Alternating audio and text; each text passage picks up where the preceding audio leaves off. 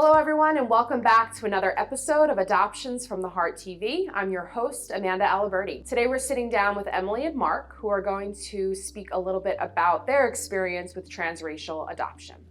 So welcome Emily and Mark. Can you guys just discuss an overview of your experience adopting a child of a different race and maybe what you thought it would look like versus what life is like today? So I think when we started our journey toward adoption, transracial adoption was not at the forefront of our concerns.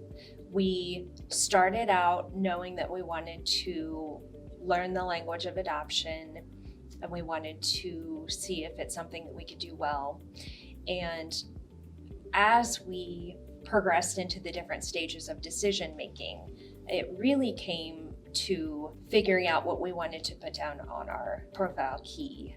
So we weighed pretty heavily the decisions relating to everything on that paper, but in particular, could we consider becoming a transracially adoptive family and do it in a way that we wanted to make it look as healthy as it could. We both came from very small, non-diverse towns, and that is where we currently live, in a town that is not super diverse or it's fairly racially segregated. So particularly many parts of town are primarily white, and if you're white, that's where you live, and vice versa. We had a lot of considerations about it. Was it okay? Could we do it in a way that was healthy living in that town, in that situation? We started learning so much on how we could think about doing that well. We took the class on transracial adoption, and it kind of dovetailed with interests that we were already having and a lot of unlearning that we were doing. Big unlearning on ourselves, because we both, my eyes were not open to this until I was well into my late 20s. All of a sudden learning lots of things that were wrong with society, even within our families. And so we had to confront a lot of that to even think about if we could be open to the possibility. So we learned a lot. We decided that we thought we could, and so we were open to that when we filled out our profile key. But we didn't know that was how it was going to transpire. Once it did, and once we entered into our adoption situation, and once we were placed with a child who is Black, then it was like, oh, bleep, like this is real and we have to get real in doing this work and trying to do it well. And that feeling continues for me till this day. It is an ongoing confronting within myself and trying to change in my community and seeing things and saying things and speaking up. It's all of that in addition to trying to foster a really healthy self-identity that includes her racial identity for our daughter, and doing that in our family, which is entirely white. His family is white, my family is white. Many of our friends in the town where we live are white. And it's just really problematic in a lot of ways. We've been made aware of how harmful these things could potentially be. And we try really hard to confront that and to make positive changes to mitigate the negative effects of that environment on our daughter. How about for you? Yeah, it was something that we definitely didn't go into it lightly. I think, just understanding like the challenges that it would present for not for us necessarily, but for our child, and what it would look like for them, and then because of that, what the challenges would be for us. I think you realize a lot of things about society when you try to reflect on this. We do come from small towns, majority white towns. Housing segregation exists everywhere. I think a lot of our societies are segregated socially, even if you are in a bigger, more diverse town. I think it takes intentionality to provide those mirrors for your child, whether you come from a diverse area or not. I think that's a lot of what we've realized in our struggles with knowing what to do and how to best support our daughter. Well, and I know you both have spoken about being very intentional about this. Yeah. What are some logistical things that families can do if they're watching this and listening to you and recognizing like they're right, we need to make some changes, we need to become more aware of what's happening? Your daughter is now 4. What are some logistical, realistic things that somebody can do just as a starting place? I think it starts with having an open adoption, because that's the easiest place to start. As a It's like foundation.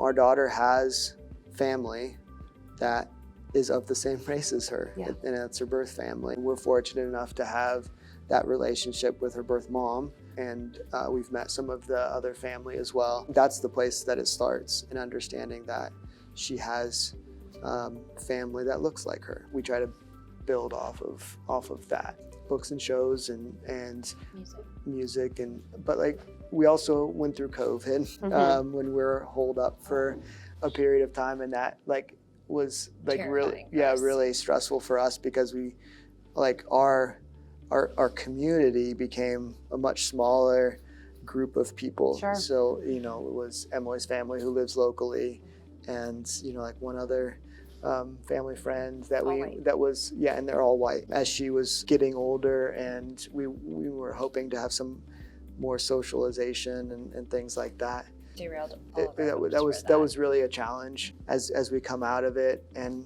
she continues to get into preschool and things like that. One of the things we've talked a lot about and done a lot of research on is like what's the makeup of schools in the area, where are opportunities for her, even in a less diverse community, for her to have classmates and hopefully teachers that are more diverse and healthcare providers. We seek out those things for her. We're willing to do the things that we can to make space for her in those ways. Wonderful. Did you want to add anything else just to ways that you're trying to address this? So I think ways that probably the easiest way for us was through children's books. And there's a ton of really good literature by Black authors, kids books, baby books, but with lots of literature, but lots of diversity in those books. So we have so many books that she finds so interesting on particularly strong Black accomplished women. She's very curious and very interested in that, and shows as well. It progresses to like, when she's little, she just wants to talk about why our hands are different colors. And then now a book on Mae Jemison, the astronaut, and she wants to have a spacesuit. It's different. And she's sure. growing, and she's going to evolve and change at different stages. I mean, she's 4, she just turned 4. So we have a lot more that we're going to work through. But so much more. It's interesting. We'll check out books from the library that sometimes will have references to things that I haven't even started to talk about with her. And it makes me realize that I'm grateful for it, because it will all of a sudden encourage me to have a conversation and introduce a topic to her in a way that I know she can handle right now. It's interesting how much she really can understand already, and how much I can tell her about slavery, and she'll be like, oh, that's so mean.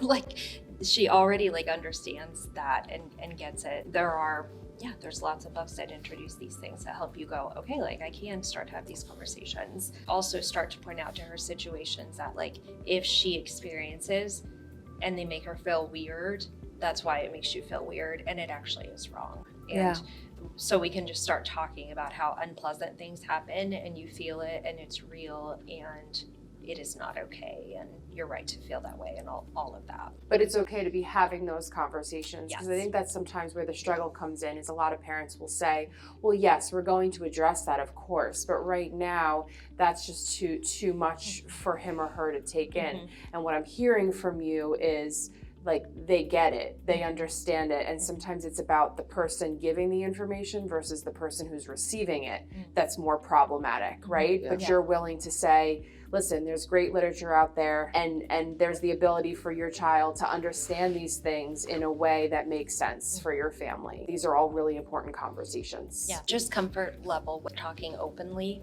about it, and just practicing that within your own life. We both read books and listen to podcasts and watch documentaries and just try to stay really aware. And also it's been so humbling, and just being willing to be like, I am part of this. We're all part of this problem, and we're going to make mistakes and humbly address them. Just being willing to say also the words like black and white, like those are all the time. Sophie's like, he's black, she's white. Like she very easily, very, very young, was able to understand, like, I am black and my birth family is black, and you guys are white and that person is black like my birth family. And just like very much comfort with some of our family members already or still don't seem to be comfortable with me saying that she's black. And I'm like, we're just putting a but label. She is, like she is, like, well, that's not a secret in our family. But I think the other thing that goes with that is like, we don't have to explain things to her. Like, it's not like we sit her down and explain things to her. Like, we introduce ideas or help her point out things, but then kids ask so many questions. Like, you just have to like put that little bug in their ear and then just wait, and then the questions just come. Yeah. And so she knows what she wants to know. Yeah. Yeah. And what's appropriate for her. So she asks the questions that are right for her. So you can start the conversation with just a little bit. Yeah. And just wait, because they're gonna come. It's coming. And you can meet them where they are. Most people that have interacted with young kids, like, you start explaining something and then they back you up and you're like, no, like I meant this like really basic, like very base part of that question. You're like, oh, that happens all the time. I should have. We'll go into something really deep, like I'll feel like I'm communicating some life truth, and she's like, oh no, I just meant like, what were they eating? Yeah. Like, it's really small. It's really not. Yeah, it's the anxiety over what is this conversation going to feel like? Let me make sure I'm touching on everything, when really that's not even what they were. She's not there yet. Yeah. She's not there yet. Yeah. But the questions, like when she is there, she's going to ask the questions if you provide that opportunity for her to ask in. Well, and it sounds like you guys have really provided a good foundation to have those conversations, and you're willing to put in the work.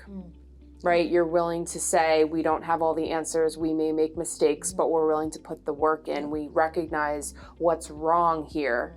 We want to try to do better. I don't know if it'll ever be perfect, but you're willing to try because you love your daughter and you want her to have the best future that she can have. And that's part of being a good parent. So, well, thank you. We appreciate you sharing your story. Please continue to tune in to future episodes of Adoptions from the Heart TV. Thanks, guys.